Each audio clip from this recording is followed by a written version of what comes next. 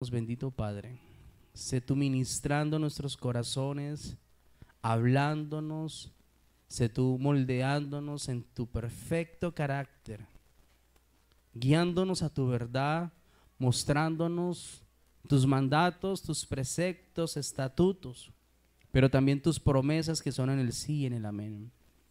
Hoy alineamos nuestro espíritu a tu espíritu para que podamos entender y recibir de parte de ti esta enseñanza. En el nombre de Jesús, amén y amén. Evangelio de Mateo, capítulo 8, versículo 1.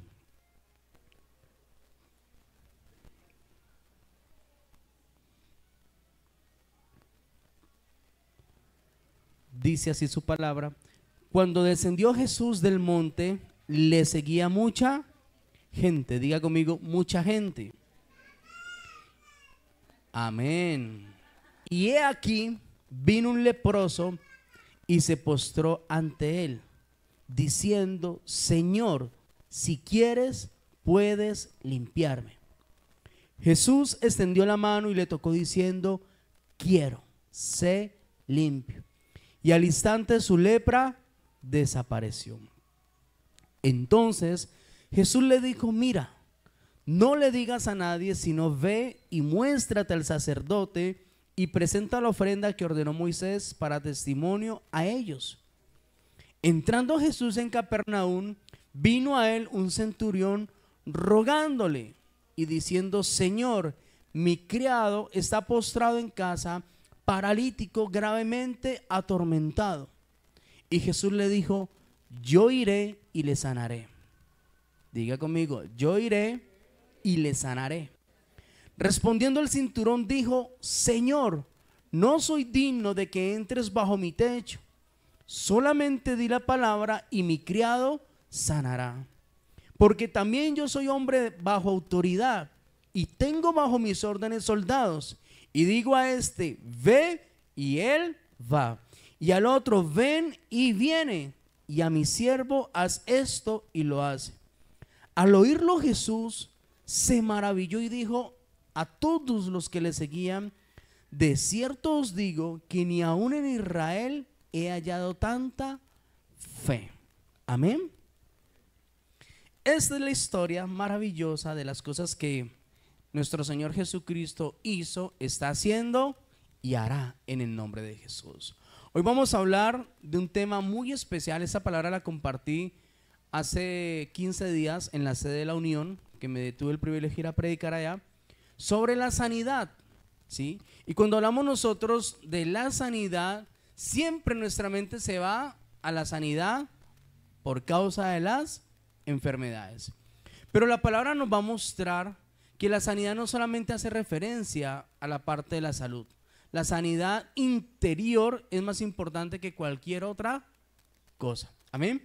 Pues está demostrado que todas las enfermedades que producen o se gestan en nuestro cuerpo vienen primero del corazón, vienen primero de la mente, vienen primero de un ambiente espiritual dentro de nosotros que no vemos, que no entendemos, pero que simplemente se van gestando y van provocando en nosotros los famosos achaques, las famosas cosas que nos pasan a veces para las que no estábamos preparados. Aquí en esta historia hay dos personas que se dirigen a Jesús de dos maneras diferentes, que es lo que quiero resaltar primeramente. El leproso, ¿recuerdan ustedes qué significaba en aquellos tiempos tener lepra?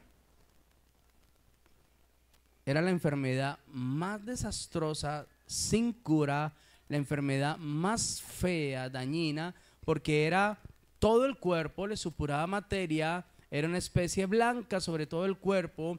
Es como cuando usted ve a alguien con gangrena o con diabetes avanzada, que usted ve que se le empieza a podrir partes del cuerpo.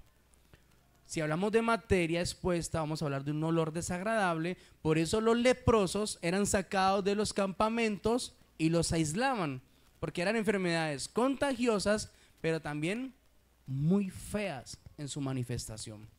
Así que el leproso se acerca a Jesús y le dice: Señor, si quieres, puedes limpiarme. ¿Y el Señor qué le contestó? Sí quiero. Amén. ¿Cuál fue la manera de acercarse? Si quieres. rogándole, necesito un milagro, pero si tú quieres, o sea, buscó la voluntad, el sí de Jesús. Amén. Cuando usted mira a la mujer del flujo de sangre, ella no le preguntó a Jesús. Ella decidió que su milagro estaba en Jesús. Y dice la palabra, dijo dentro de sí, si tan solo tocar el borde de su manto, seré sana. ¿Y qué tenía la mujer del flujo de sangre? Hemorragias continuas en su periodo menstrual. Dice la Biblia claramente que era un sangrado continuo. Y las mujeres saben que esto es bastante desastroso, ¿no? Una cosa es que usted tenga hemorragia o menstruación descontrolada, pero otra cosa es que haya una fuente continua de sangre saliendo de donde usted ya sabe. No había cura, no había nada que se pudiera hacer, no habían tampones, no había toalla higiénica.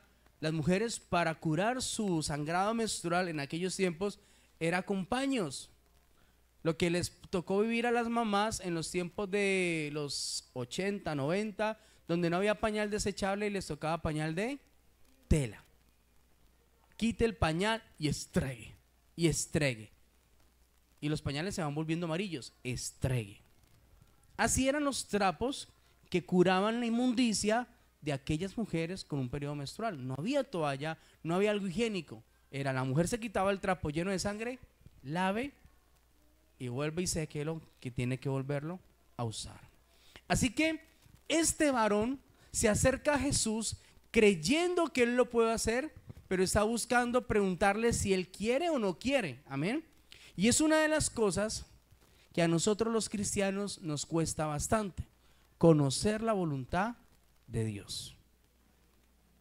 ¿Sí? Con esta introducción quiero llevarlos a esto que está atormentando el pueblo de Dios, y es conocer cuál es la voluntad de Dios, es conocer qué quiere Dios con cada experiencia que estamos viviendo, porque como no escuchamos a Dios, no sabemos si es de Dios o no es de Dios.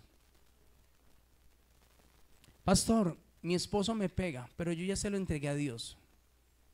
Él me confirmará hasta cuándo me dejará de pegar. ¿Qué? ¿Qué creen ustedes que le dirá a Dios entonces? ¿Qué es la voluntad de Dios? ¿Que tu esposo te pegue? Pero hay mujeres que están esperando en el Señor. Pastor, no me separo porque él me pegue y ya como que me acostumbré. Pero algún día él va a cambiar. ¿Eso es voluntad de Dios? No es voluntad de Dios.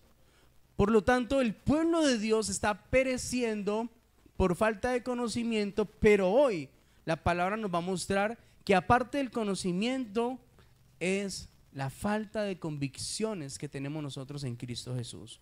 Ahora, si miramos, el centurión se le acerca a Jesús de la misma manera, rogándole, amén, pero con algo diferente.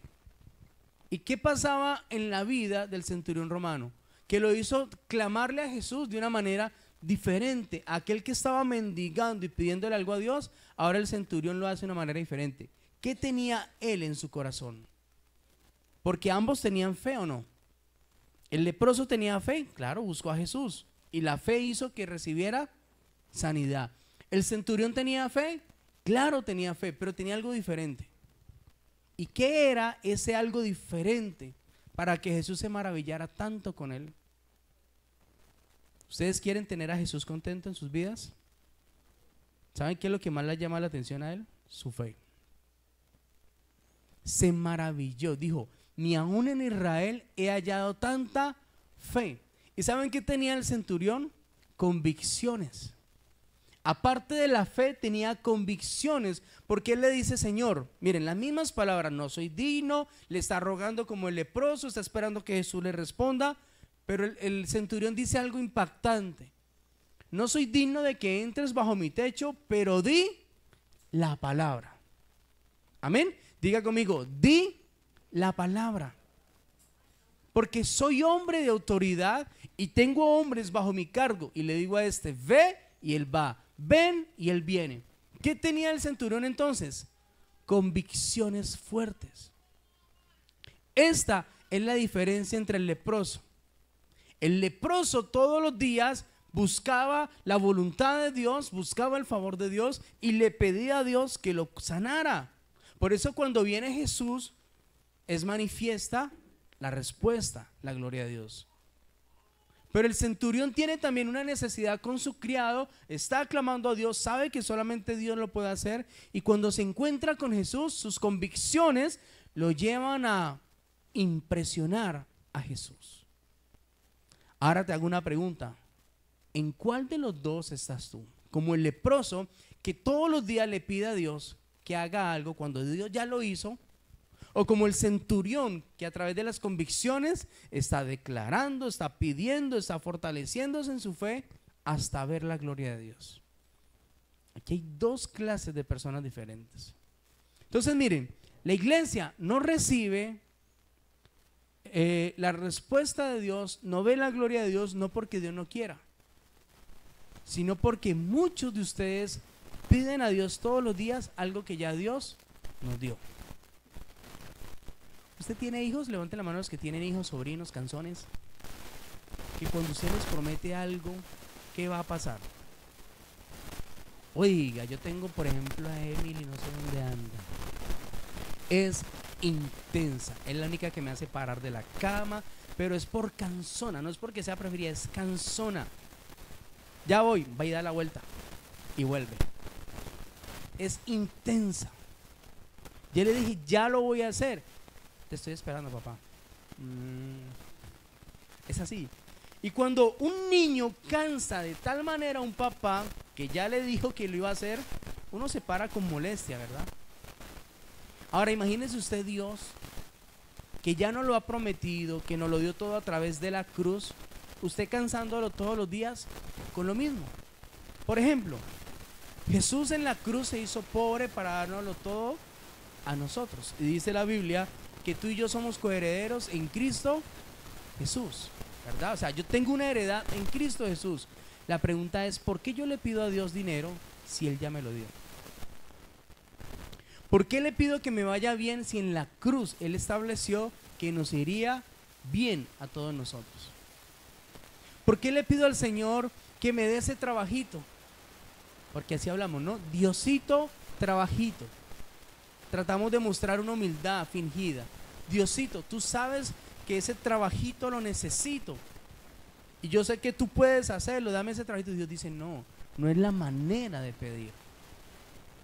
Hoy lo que estamos viendo a través de la diferencia de estos dos hombres es que usted no recibe no porque Dios no quiera, sino porque piden y piden mal, dice la palabra de Dios. Estamos pidiendo mal al Señor. Entonces, si yo paso toda mi vida haciendo oraciones sin propósito, oraciones sin fe, sin fundamento y sin convicciones, no vamos a recibir cosas. Y es tan difícil conocer la voluntad de Dios, en especial con el tema de las parejas. Nos hemos dado cuenta que muchos se están corchando con el tema del amor, como si Dios o a Dios le fuese la responsabilidad de definir qué hombre o qué mujer va a ser para usted. Yo le hago una pregunta, ¿eso depende de Dios o de usted? ¿Por qué estamos esperando que Dios decida por nosotros si tenemos libre albedrío? Dios no nos escoge la persona, Él la creó. Pero si yo camino conforme a sus propósitos, Él me la mostrará. Pero ahora le muestro a los que ya están viviendo juntos, a los que tienen experiencias difíciles con su pareja, que están creyendo que la voluntad de Dios es que lleven años y años en la misma operación, en la misma vida mala que están viviendo.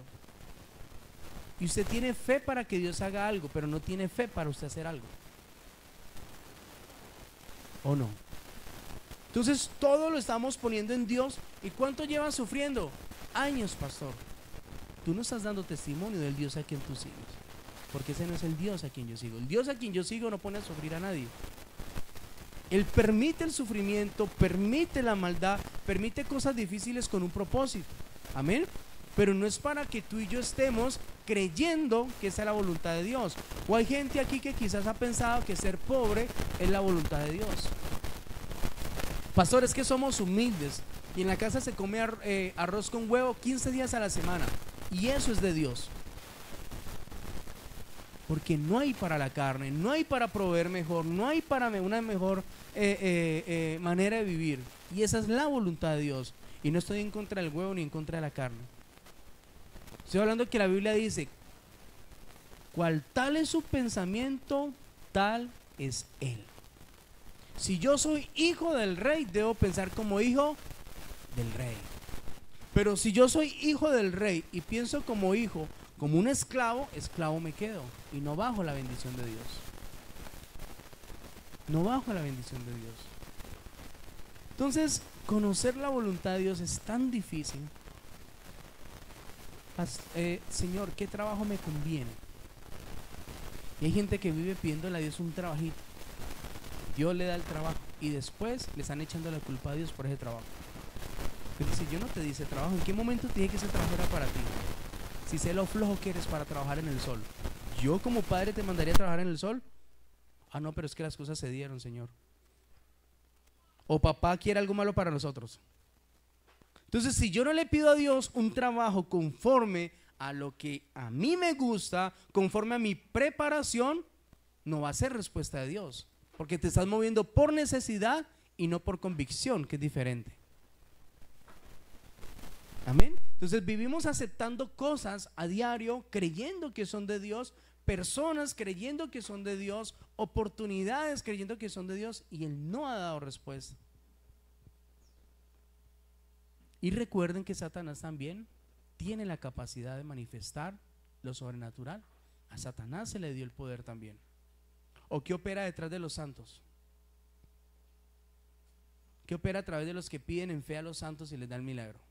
Porque ¿cómo podríamos decir nosotros a alguien que le pide a un santo, le da un milagro? ¿Cómo podríamos nosotros desvirtuar eso? La Biblia lo dice. A los santos les fue dado poder de Dios para engañar y creer que las personas son benditas a través de los santos. Amén. Entonces, llevando la historia de estos dos varones que tenían una necesidad, ambos, y ambos recibieron la gloria de Dios, hablamos entonces de que es la sanidad, tanto la lepra como en lo que estaba pasando en el criado, en el centurión romano, son cosas que a ti y a mí nos pueden pasar, ¿verdad? Son cosas que podemos experimentar en algún momento.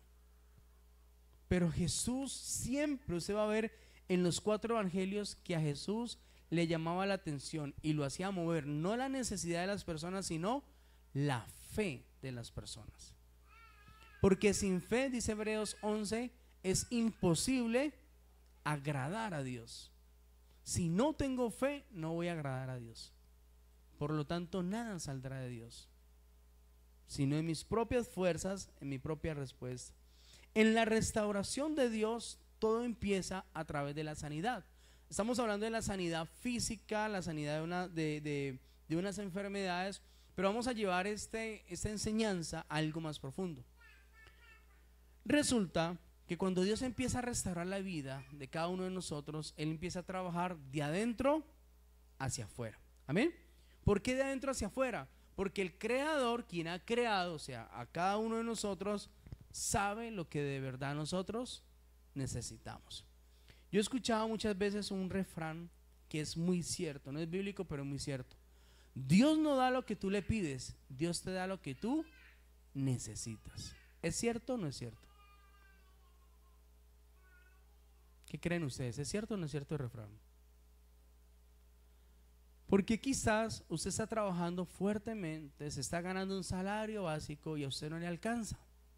Eso nos puede pasar, ¿verdad? Es normal.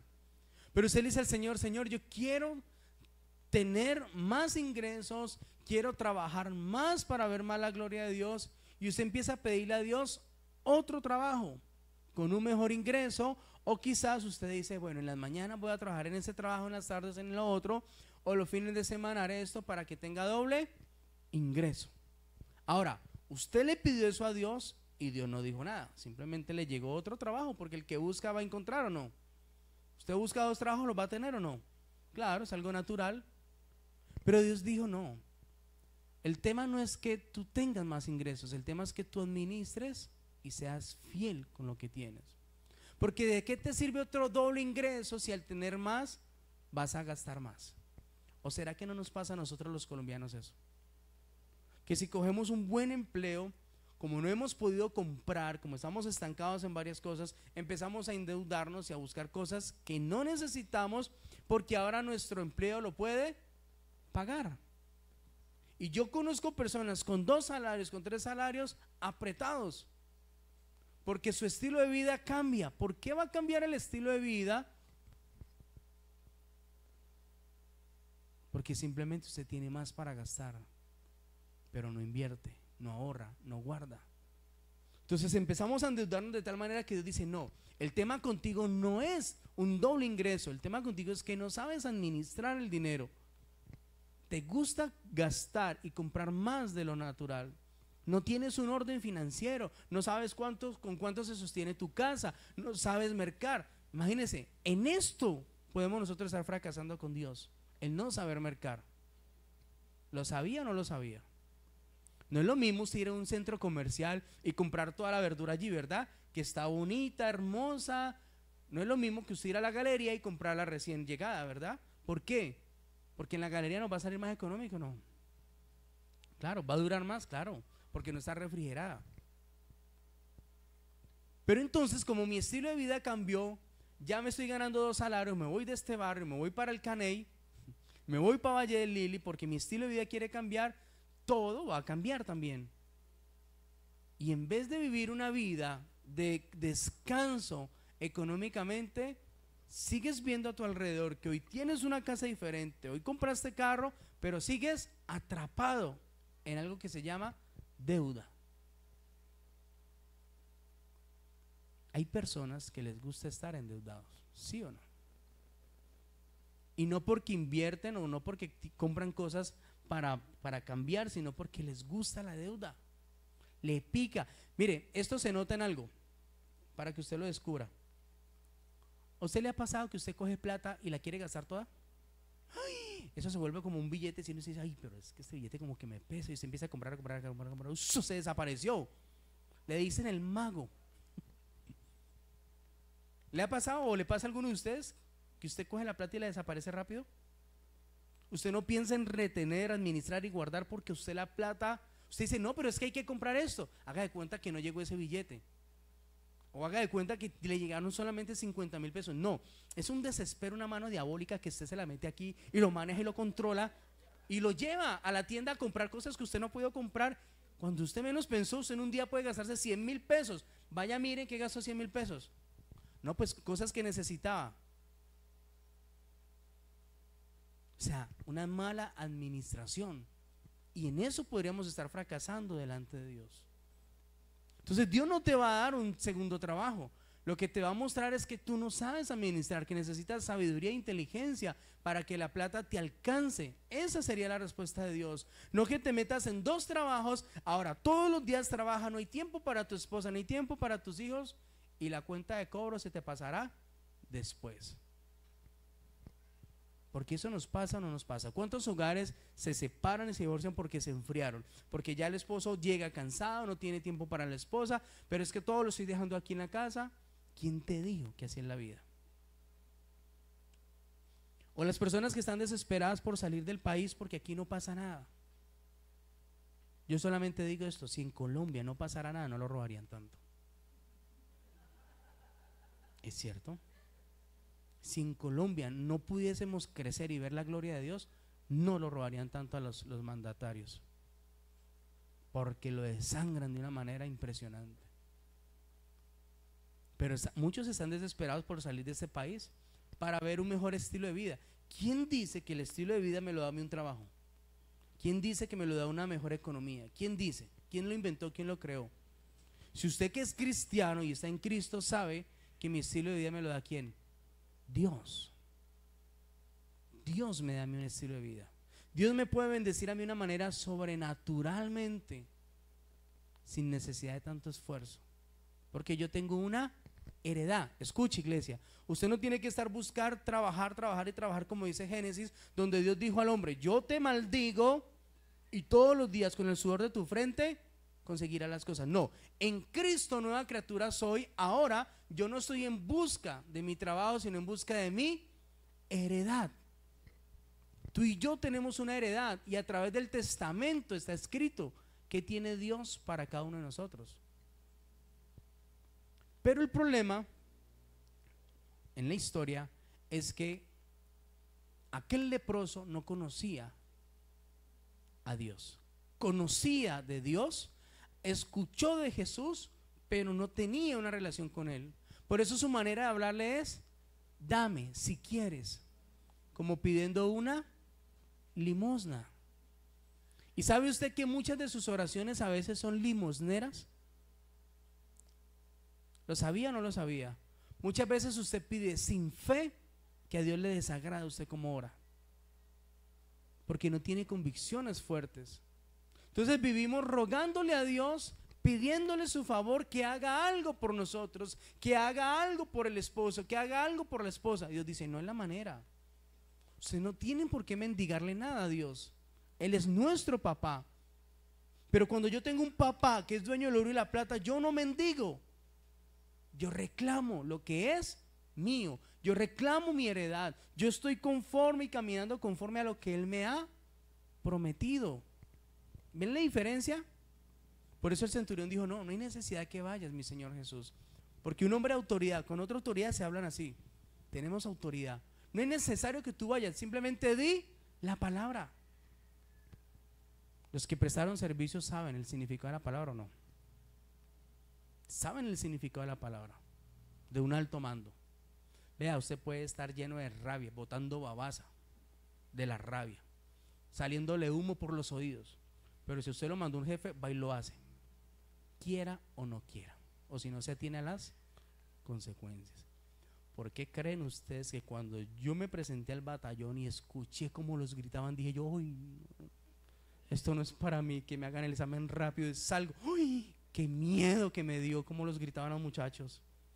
Es una formación, una doctrina, pero es la autoridad, ¿sí? Ahora yo no grito bueno, si hubiera tenido esa clase de vida, yo ahora grito ¿a quién? Tampoco a mi esposa, ¿no? A decir: ay, pastor, grita a la esposa. No, yo hoy le llamo la atención y grito y tengo mando sobre ¿quién? Sobre el reino espiritual, porque nos fue dada autoridad para reprender los demonios, para echar fuera cualquier espíritu, en el nombre de ¿quién? De Jesucristo. Entonces yo sé que tengo autoridad, por eso le hablo a los espíritus con autoridad. Yo no les pido ni les ruego que salgan de sus cuerpos. Como decía el pastor el día de la liberación, ¿recuerda? No es que uno saca al diablo y dice: ay, diablitos, déjeme de molestar, diablitos, ¿sí? Suélteme por un momento, hágase a un lado. No, usted tiene autoridad y tiene que hablar con autoridad y con convicción. Ahora, si usted aprende a hablar con autoridad y convicción en el reino de las tinieblas, también tiene que hacerlo con Dios, reconociendo nuestra posición delante de Dios. Él es nuestro Padre, nuestro Hacedor, pero con convicciones diferentes. ¿Qué quiero decirle con todo este rollo? Que usted tiene que aprender a orar conforme a lo que está escrito en la palabra, no conforme a sus emociones, sentimientos y necesidades. Cuando la oración se hace conforme a lo que está escrito en la palabra, mi oración toma un poder, un rumbo tan diferente. Pero cuando usted sigue mendigando y orando conforme a lo que usted siente, piensa, no va a pasar absolutamente nada. ¿Saben que los intercesores en las iglesias grandes, que hoy son grandes, los intercesores no oran conforme a las necesidades, sino que oran conforme a lo que está escrito en la palabra? Señor, tú dijiste que estarías con nosotros, pues tu palabra dice, y nombran la palabra, que donde hay 2 o 3 congregados, allí estás tú. Como tu palabra lo dice, creemos que tú vas a hacer algo sobrenatural. No están pidiéndole a Dios que venga, porque ya la Biblia lo dice, que Él está con nosotros. Amén. Tu palabra dice, Señor, que tú nos diste heredad porque fuimos coherederos en Cristo Jesús. Por lo tanto, Señor, yo creo que la bendición es mía, que tus promesas son en el sí y en el amén. Y hoy declaro la sanidad, hoy declaro la libertad financiera sobre mi vida en el nombre de Jesús. No estoy diciéndole: ay, Señor, ¿me das un trabajito? La oración es diferente cuando se ora conforme a la Biblia. El centurión romano tenía autoridad y le dijo a Jesús: solamente di la palabra, Señor, y mi criado sanará. ¿Usted se imagina usted orando de esa manera? Señor, di la palabra para esta situación. Muéstrame qué hacer con mi esposa, muéstrame qué hacer con mi esposo, muéstrame qué hacer con mi suegra. Di la palabra, Dios. Di la palabra. Muéstrame qué hacer con mis hijos. Están en desobediencia, en rebeldía. Muéstrame, Señor, cuál es la necesidad. ¿Por qué está operando Heidi así? Ejemplo, ya que se paró. ¿Por qué Heidi está operando así? La Biblia me lo tiene que decir. Señor, tú lo sabes, tú conoces el corazón, tú sabes lo que le molesta, lo que le atormenta. Quizás, ¿por qué está lastimada? Y no lo sé. Porque la rebeldía viene de una herida en el corazón. Y cuando Dios te muestra en la palabra y te muestra qué está pasando con ella o con él, tu oración fue distinta, ¿o no? Y el Dios que todo lo puede, que todo lo sabe, al mostrarte lo que está pasando en ella o en él, va a cambiar la situación, porque la palabra te lo dijo. Amén. Entonces hay una gran diferencia en esto que estamos viendo nosotros. Ahora en Isaías 53, 4, 5, dice su palabra: para los que pasan por tiempos de enfermedad. Mire lo que dice el Señor. Isaías 53, versículo 4. Ciertamente llevó en nuestras enfermedades. ¿A dónde las llevó? Isaías 53, versículo 4. ¿Dónde llevó él las enfermedades? Ahora, si él las llevó, ¿el hecho de que usted esté enfermo o enfermo es voluntad de Dios? Vuelvo y pregunto. Ciertamente él llevó nuestras enfermedades y sufrió nuestros dolores, y nosotros le tuvimos por azotado, por herido de Dios y abatido. Si él se llevó las enfermedades a la cruz, ¿es voluntad de Dios que usted esté enfermo? Entonces, ¿la enfermedad viene de Dios o del diablo? ¿Están seguros? Porque yo escucho muchos enfermos que están, ay, no, esperando que la voluntad de Dios que me sane. ¿Cómo? Como si a Dios le placiera verte enfermo. ¿Se creen que un padre quiere ver a un hijo enfermo? ¿Qué hace usted como mamá o papá si se le sube la fiebre a su hijo rápidamente? ¿Qué hace? No, usted no va a orar. Usted lo primero que hace es quitarle la ropa y para el baño, echarle agua fría para que la temperatura se mueva, ¿verdad? 2, acetaminofén. Y si la fiebre no se va, corre a la clínica. Pero de una u otra manera usted no quiere que su hijo o su hija esté enfermo. Ahora, si Dios es nuestro Padre y nos ama, ¿creen ustedes que a Él le gusta vernos enfermos? Entonces, ¿por qué usted cree que es voluntad de Dios la enfermedad? Si dice en Isaías claramente que Él llevó nuestras enfermedades, versículo 5, mas el herido fue por nuestras rebeliones, molido por nuestros pecados, y el castigo de nuestra paz fue sobre Él, y por su llaga fuimos curados. Escuchen, curados, no sanados. Aquí viene una cosa especial. No es lo mismo curar que sanar. Usted va herido a la clínica y pasa por un triage, ¿verdad? ¿Se dice así? Triage. Primeros auxilios. Usted va raspado, va herido y te meten donde salen esas doctoras que parecen diablos porque salen con un deseo de restregarte esa herida. Y uno dice, Dios mío, que tenga misericordia, que hoy esté en su ambiente, que esté bien, que te ame a ti y que yo le caiga en gracia. ¿Por qué?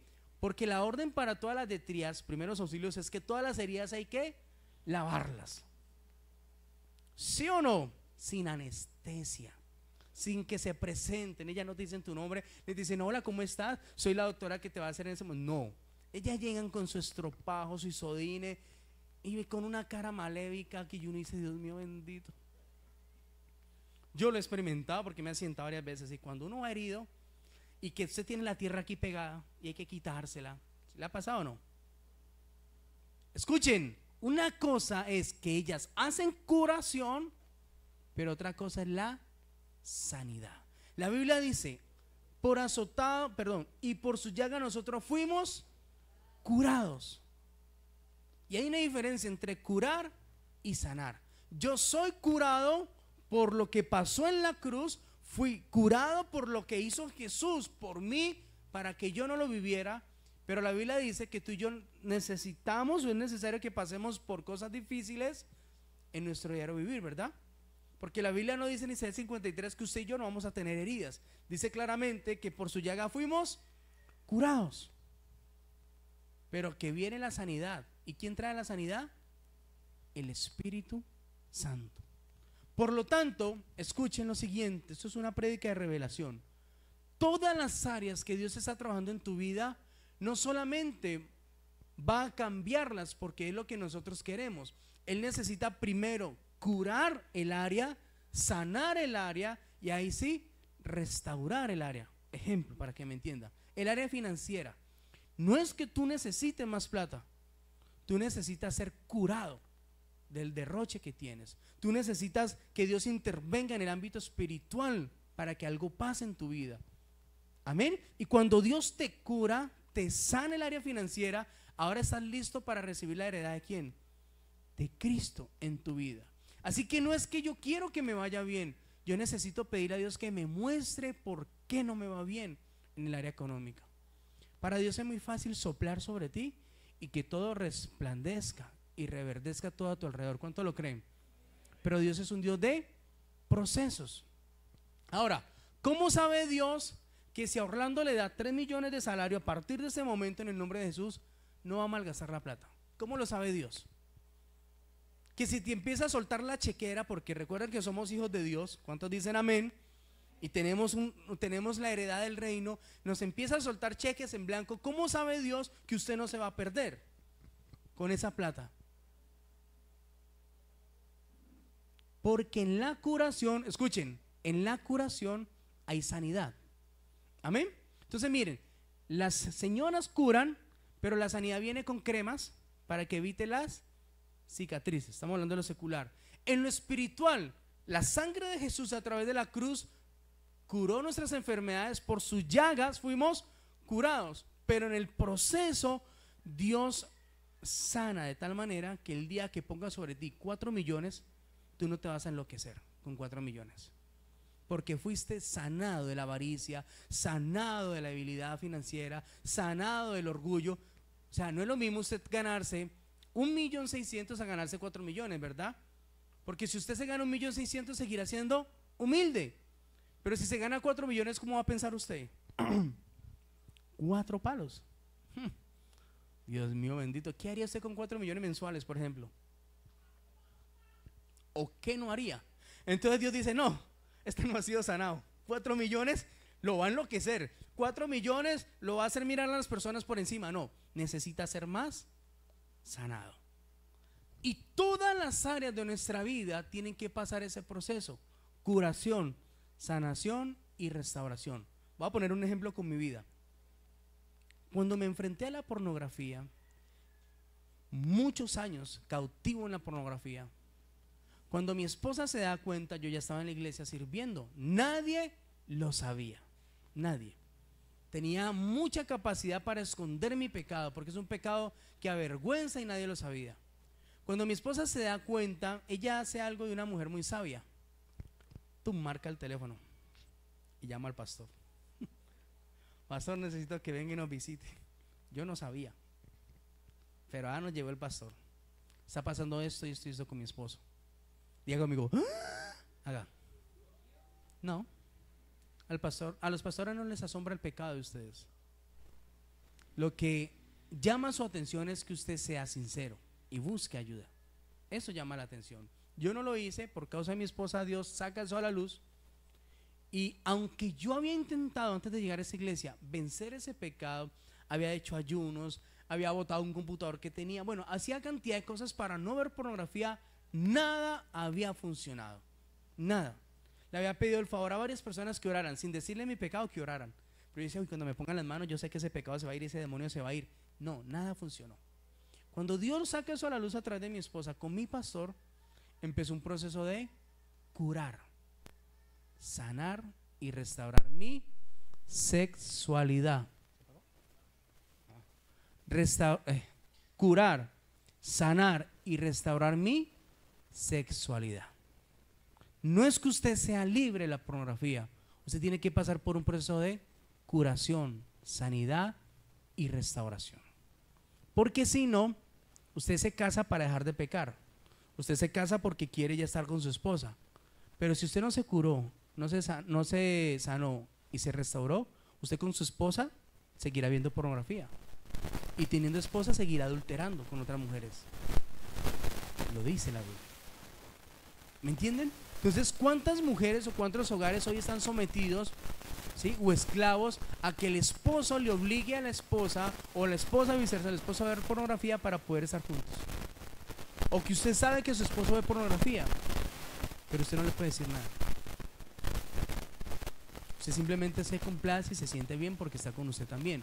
Pero usted tiene que ser compartida con otras mujeres. La pornografía es compartir su sexualidad con otras mujeres. Pastor, pero es que no está con ninguna. ¿Está seguro? El mundo espiritual es real y más real que lo físico. Y así no toque ninguna mujer, el hecho de estar deseando más mujeres, buscando más mujeres a través de un computador o un celular, te está compartiendo con muchas mujeres. Pero es tan cegada la mente, estamos tan esclavos al pecado, que hay muchas mujeres así, mírenme, así, sabiendo que su esposo ve pornografía y no pueden decir una sola palabra. Es más, eso seca tanto la relación que daña la sexualidad entre la pareja. Porque un esclavo a eso mantiene comparando siempre a su mujer ¿con quién? Con todas las que uno ve en la televisión. Y llega un momento donde se cauteriza tanto tu mente que tu esposa o tu esposo ya no te van a satisfacer en absolutamente nada. Y eso seca el área sexual en una relación. Y donde no hay sexualidad en una relación, no hay nada. No es como el dicho, ¿no? Pastor, si no hay confianza, no hay nada. No, señor. La confianza es algo que usted restaura y se gana. Donde no hay sexualidad, no hay. Es simple. Entonces, pastor, ore por mí porque quiero ser libre de la pornografía. Esta semana me escribió un muchacho: venga, pastor, y ore por mí porque quiero ser libre de todo. Tan fácil, ¿no? Chévere, o sea, venga, póngame la mano y ya. Son años que usted lleva operando en el mismo círculo vicioso. Usted necesita no solamente una liberación, sino también una sanación, una restauración, una curación. ¿Saben ustedes que los diabéticos les es difícil recibir curaciones? Porque están tan expuestos o son tan débiles en su carne que cualquier rasguño, cualquier cosa no les cicatriza fácil. ¿Lo saben o no lo saben? Porque el cuerpo funciona de esa manera. Cuando usted espiritualmente está contaminado, está moviéndose como un diabético. O sea, no hay nada que lo sane, no hay nada que lo cure, no hay nada que lo restaure, simplemente porque usted no está orando bien, como dice la palabra. Simplemente porque usted no ha confesado su pecado, como dice la palabra. Amén. Así que el leproso y el centurión nos muestran dos cosas bastante diferentes hoy. Y por último, quiero que me acompañen para que veamos un ejemplo de que es una oración en la palabra de Dios. Segunda de Crónicas, capítulo 20. ¿Cómo se debe orar entonces conforme a la palabra? Segunda de Crónicas, capítulo 20. Y con esto terminamos. ¿Sí aprendimos algo hoy o no? Todos necesitamos pasar por esos tres procesos: curación, sanidad y restauración. ¿En qué áreas? En todas. Identifique la que más mal le está yendo en ese momento. Identifique por qué usted no es feliz con su pareja. El problema no es su pareja, el problema es usted. El problema no es ella o él, el problema está en usted. El problema no son sus hijos rebeldes, el problema es usted que perdió la autoridad sobre sus hijos. Y la rebeldía hoy los gobierna. Amén. Segunda de Crónicas, capítulo 20, versículo 5. ¿Estamos allí? Miren cómo se ora conforme a la palabra de Dios. Entonces Josafat se puso en pie en la asamblea de Judá y de Jerusalén, en la casa de Jehová, delante del atrio nuevo, y dijo, esta es una oración en público, ¿no? Están escuchando todos alrededor, y dice: Jehová, Dios de nuestros padres. Y abre signo de pregunta. Escuchen, recuerden que las tildes, las puntuaciones tienen un significado importante en la palabra de Dios. Abre signo de pregunta y le dice: ¿no eres tú Dios en los cielos y tienes dominio sobre todos los reinos de las naciones? Y cierra signo de pregunta. Paren un momento allí y míreme. Cuando usted ora, ¿usted le hace preguntas a Dios o no? ¿O usted solamente le pide? En la oración hay que hacerle preguntas a Dios. y preguntas difíciles, porque entre más difíciles, más te va a ayudar a crear una adoración genuina con Dios. Porque si tú le preguntas algo difícil a Dios, ¿quién te lo va a responder? ¿El pastor? No, el mismo Dios te lo responde. Cierra signo de pregunta y vuelve y abre. Miren allí los que están leyendo la Biblia. No está en tu mano tal fuerza y poder que no hay quien te resista, y vuelve y cierra signo de pregunta. ¿Qué les parece a ustedes Josafat hablándole hacia Dios? ¿Delante de quién? De todo el pueblo. ¿Suena como orgulloso? Parece que fuese orgulloso, ¿verdad? Pero no es orgulloso. Es un hombre que conoce a Dios, que tiene relación con Dios y sabe en los momentos diferentes cómo puede hablar con quién, con Dios. Ahora, versículo 7. Dios nuestro, ¿no echaste tú los moradores de esta tierra delante de tu pueblo Israel y la diste a la descendencia de Abraham tu amigo para siempre? Y ellos han habitado en ella y te han edificado en ella santuario a tu nombre, diciendo: si mal viniere sobre nosotros o espada de castigo, pestilencia o hambre, no nos presentaremos delante de esta casa y delante de ti, porque tu nombre está en esta casa. Y a causa de nuestras tribulaciones clamaremos a ti, y tú nos oirás y nos salvarás. Escuchen, Josafat empieza preguntándole a Dios delante de todos. Ahora, segundo, ¿qué hace? Le recuerda lo que Dios ha dicho. Importante una oración así: Señor, tú dijiste que por tu llaga yo fui curado y fui sanado, por lo tanto yo declaro que soy sano. Ya no le voy a pedir que me sane, porque ya Él lo dijo. Yo me declaro sano en el nombre de Jesús. Declaro que todo espíritu de enfermedad sale de mi vida. Reprendo toda enfermedad y todo espíritu de enfermedad. ¿La oración cambia o no cambia? Ay, Señor, yo quiero que me quites esta gripa, te lo pido en el nombre de Jesús. Es más, Señor, si me toca hacer así, pero lo que haga, me ayudo en la oración para tener más fe. No, eso no es fe. Eso no es fe, eso es orar con tus emociones, con tus necesidades. Ahora, pregunta, ahora viene y le recuerda. Versículo 10. Ahora pues, ahora le muestra la situación que está pasando. Miren, versículo 10. Ahora pues, he aquí los hijos de Amón y Moab y de los del monte de Seir, a cuya tierra no quisieses que pasara Israel cuando venía de tierra de Egipto, sino que se apartase de ellos y no los destruyese. He aquí ellos nos han dado el pago viniendo a arrojarnos de la heredad que tú nos diste en posesión. ¿Qué está pasando allí? Josafat le está contando el problema, pero muchos de ustedes empiezan con el problema y no es el orden. Josafat le está diciendo lo que está pasando en ese momento. Oh Dios nuestro, ¿no los juzgarás tú? Y vuelve y abre signo de pregunta. Miren cómo es una oración tan atrevida cuando yo conozco a Dios. Amén. O sea, el enemigo no es enemigo tuyo solamente, es enemigo también de quién, de Dios. Cuando alguien se levanta contra ti, se levanta contra quién, contra Dios. Pero si tú peleas, Dios te deja solo, porque tu respuesta no es pelear, tu respuesta es que Dios pelee por ti. Para los peleones,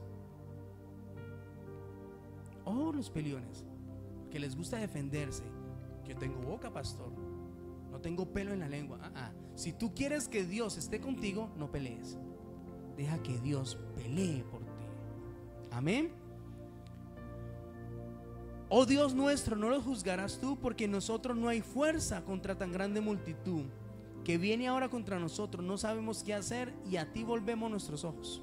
Escuchen, y toda Judá estaba en pie delante de Jehová con sus niños, sus mujeres y sus hijos. O sea, había un gentío en ese lugar y Josafat está orando en público delante de ¿quién? De todos. Estaba allí Hazael, hijo de Zacarías, hijo de Benaya, hijo de Jehiel, hijo de Manatías, levita, de todos los hijos de Asaf, sobre el cual vino el Espíritu de Jehová en medio de la reunión.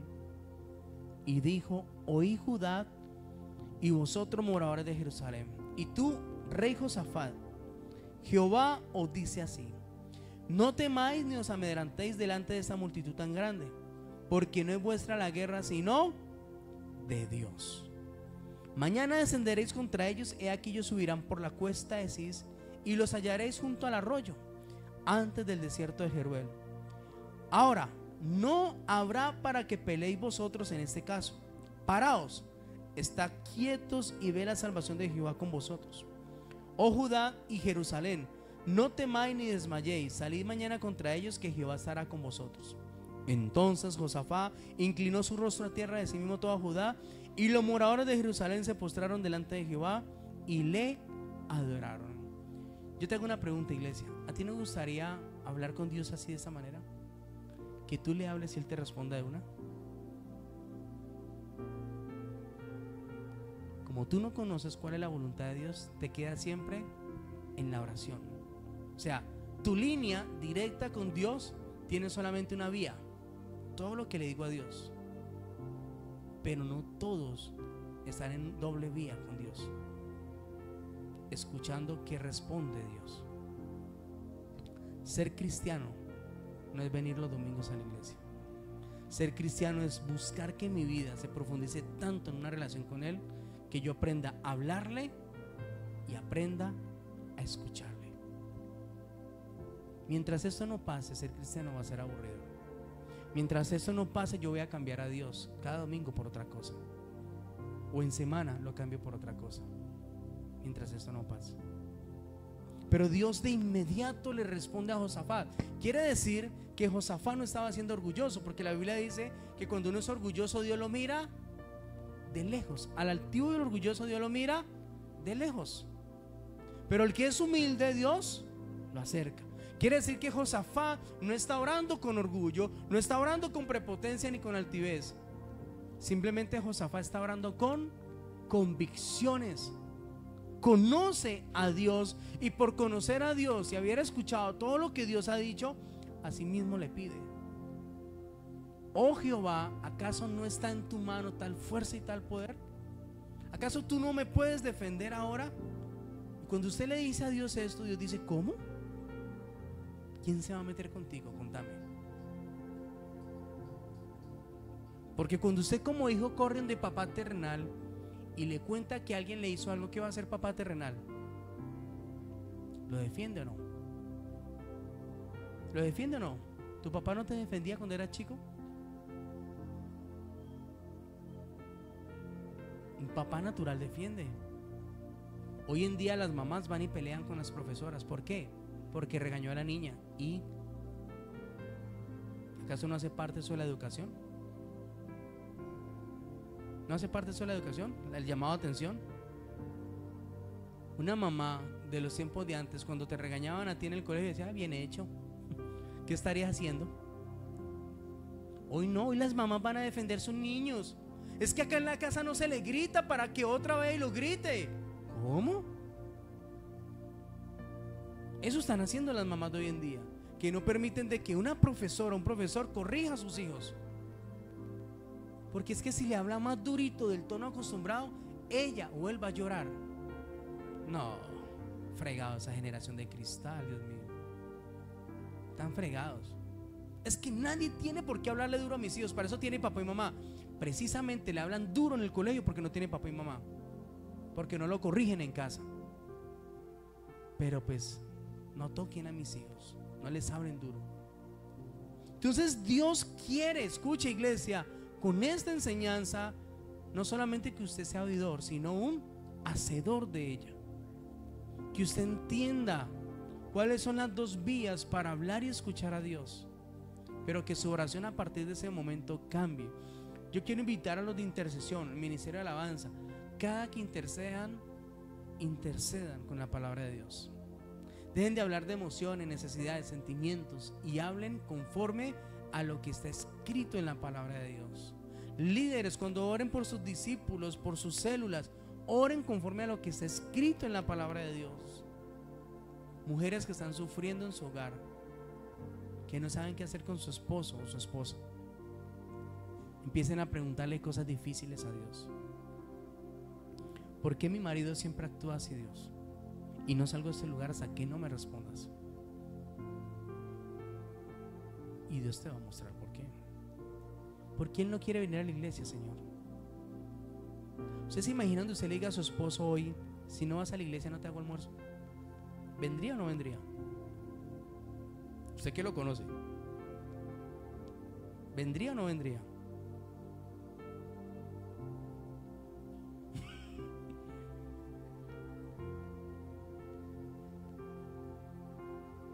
Dios quiere cambiar nuestra historia. Dios quiere bendecirnos y darnos lo que ya nos prometió. Amén. Cuando compartí esta enseñanza hace 15 días en la sede de la Unión, cerré con el testimonio que todos ya conocen. Y fue el testimonio de aquella mujer llamada Luzmila, que fuimos a visitar con la líder Ruby. Una mujer que su fe, fue su fe la que hizo que alcanzara el milagro de Dios en esa visita. Los que no escucharon el testimonio, una mujer con cáncer, y los médicos decían: no pasa esta semana. Todos los familiares vengan y la visitan porque no la vamos a operar, no resiste una operación, es necesario que vayan. Cuando Ruby se da cuenta de eso, tiene un afecto muy especial por ella. Me dice: pastor, necesitamos orar por una persona que le tengo mucha estima, la quiero mucho, le he hablado de Dios, pero voy a despedirme de ella y quiero que usted me acompañe. Yo le dije: está bien. Dios no me dio palabra, la verdad, si iba a sanarla, si iba a restaurarla o su enfermedad era para muerte. Pero cuando yo vi a esa mujer, vi lo que pocas veces uno ve cuando uno visita a un enfermo, y es una fe tan impresionante y tan sobrenatural, que teniendo más de 10 enfermedades en ese momento en su cuerpo, no hacía sino sonreír. Me decía: pastor, hábleme de Dios. Hice la oración de fe, le presenté a Cristo. Yo sabía que era la primera y la última vez que le iba a ver, y Ruby, con lágrimas en sus ojos, sabía que sería la última vez que vería a esta señora. Así que oramos, hice lo suficiente. En ese momento entran por ella para hacer un examen. Dijo Ruby: pastor, usted me puede regalar un momentico más, que ahora que devuelvan ella yo me despido. Yo: dale, no hay problema. Por curioso, por chismoso, me da por coger la hoja de lo que ha dicho los médicos en el día de esa mañana, y esa hoja me quitó la fe, la poca fe que yo llevaba, porque la señora, a los médicos le daban 2 días de vida. O sea, eso le llama epicrisis, o sea, donde sale todo lo que... Epicrisis, ¿se dice así? Qué hoja tan dura al leerla. Cuando la señora vuelve y entra, y ya nos vamos a despedir, me pasa algo impresionante. Y es que yo me voy a despedir de ella. Ruby tiene las manos de ella cogidas. Me dice: pastor, muchas gracias por haber venido, me encantó la palabra. Y me queda mirando a los ojos, que yo sentí algo tan extraño por primera vez en mi vida, que me dejó callado. Yo estaba hablando y me quedé callado, y ella mirándome a los ojos me dice: pastor, ¿por qué se queda callado? Hábleme de Dios. Y decía: no, es que tú tienes mucha fe. Y era Dios dándome de esa fe a través de ella, esa fe que necesitaba ella para que orara diferente por ella. Así que cuando yo siento y experimento esto en esta señora, le dije: Ruby, vamos a orar nuevamente. Oramos, reprendí la enfermedad, declaré sanidad, empecé a orar diferente, ¿me entienden? Yo fui a presentarle a Cristo que se salvara solamente. ¿Están entendiendo la clase de oración? Para que se salvara y alcanzara la gloria de Dios. Pero su fe, su entrega, avanza en esa fe, y cuando volvemos a orar, declaro sanidad sobre ella. Oramos, la señora pues se le salen las lágrimas. Ruby se despide, y ¿sabe qué nos dice la señora? Pastor, cuando yo esté en mi casa, los invito a almorzar. Yo: está bien, amén. Dije yo: qué fe. Qué fe tan impresionante esa señora. Me despedí y nos fuimos. Pasaron 10 días, la señora se me olvidó, y lo único que me acordé mientras trabajaba fue: no nos invitaron al velorio la señora. Qué rabia sentí yo en ese momento, porque pues a mí los velorios me gustan, son lugares de pesca. Y le escribo yo a Ruby: Ruby, ¿qué pasó con la señora que fuimos a orar? Y esta belleza de Ruby, le había olvidado contarme que la semana siguiente que la habíamos visitado, la señora le habían dado salida, que la señora estaba en la casa y que se había recuperado. Y yo: Ruby, ¿en serio? Yo, porque no la tenía enfrente, ¿no? ¿Cómo se te va a pasar semejante testimonio de gloria de Dios? Pues no la han invitado a almorzar todavía. Pero la señora está en su casa como si nada hubiese pasado, restaurándose. Dios la sanó, le dio tiempo de más de vida acá, pero fue la fe de esta mujer. Amén. Y es la fe que Dios quiere en ti, que te va a llevar a cambiar tu realidad. Es tu fe que te va a llevar a cambiar tu oración en el nombre de Jesús. Una oración no de mendigos, sino una oración de hombres de fe, lo que va a marcar la diferencia. Amén. Y con esa misma fe yo quiero invitarlo a que usted se ponga sobre sus pies para que oremos conforme a esa fe sobrenatural.